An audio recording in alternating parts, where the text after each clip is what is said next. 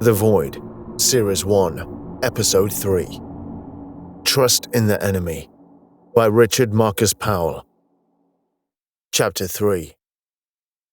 Skenn caught up with his quarry in a diner, enjoying a hearty meal consisting of multiple foods from across known space, some exotic, some mundane, combined into a dish of conflicting flavors. The man himself was middle-aged and rather thin-set, which seemed odd considering the size of the meal in front of him. He also looked old before his time, rugged, but worried. "Hello, Adcock." The man took a brief look up with a mournful expression. He cussed. "Hello, Skenn." "Not too pleased to see me, then," Skenn wryly observed as he sat down opposite him. "No offense, Skenn, as you did save my but your presence alone tends to suggest that you require something," Adcock replied. "And that always precedes some trouble." "True enough," Skenn admitted. "Trouble does tend to follow me around. You're a f***ing Shadrach, Skenn. Pure and simple." The Shadrach was a flying creature that had been encountered early in the Great Expansion and had quickly garnered a reputation for ill omen. To be compared with one was to be compared with the biblical Jonah. "Are you saying you won't help?" "Of course I'll help. It would be a poor form of gratitude if I didn't," Adcock specified. "It's just awkward is all." "Life doesn't tend to be convenient." "No," Adcock affirmed. "Not difficult to work out where you came to me, so that just leaves who you want to send a message to." "Triskel, Republic Senate." "You don't ask for much, do you?" Adcock gasped. "I'll be strung up by my if I'm discovered." "You can cover your tracks."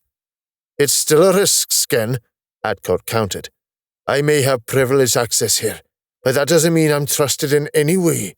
If I'm being monitored without my knowledge, it may be impossible to delete all the evidence." "I know, and I wouldn't have come to you if there was any alternative, but circumstances have forced my hand." "So what's the message?"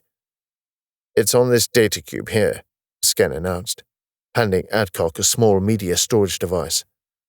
"Yes, but what is the message?" Skenn remained quiet. "Look, Skenn, I know you're a paranoid, but you have to tell me what's in it, as I need to know so I can search and delete all of the metadata." Skenn considered this for a moment. Adcock did have a point. How could he ensure its deletion without knowing the content? He didn't like it, but he was going to have to trust Adcock. "It's a request for asylum." "You're defecting?" Skenn looked at him sternly, dismayed with the word being spoken. "Sorry," Adcock apologized. "I've been planning this for a while. It's just had to happen a little earlier than I planned." "But I thought it was impossible for you to act against the state." "Normally, yes, but there's been a development." "Care to share?" "What good would it do? All you need to know is that I can act against the state, and I am acting against the state," Skenn whispered. "I'm already a fugitive, but that message makes me a priority target, the kind of target that Teel would happily destroy a planet to eliminate." "Why couldn't you have just sent this message from your ship?" "No good. Too many layers of bureaucracy. Gets routed through civilian and military networks, vetted for security at various points. Too many points of failure," Skenn pointed out.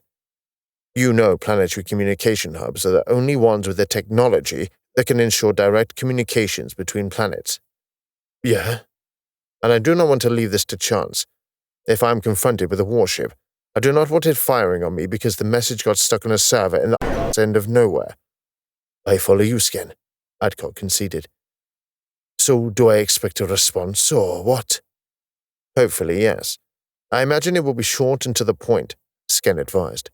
"I don't even need a response, but a confirmation would set my mind at ease." "So how do I get back to you? Do I meet you here, or what?"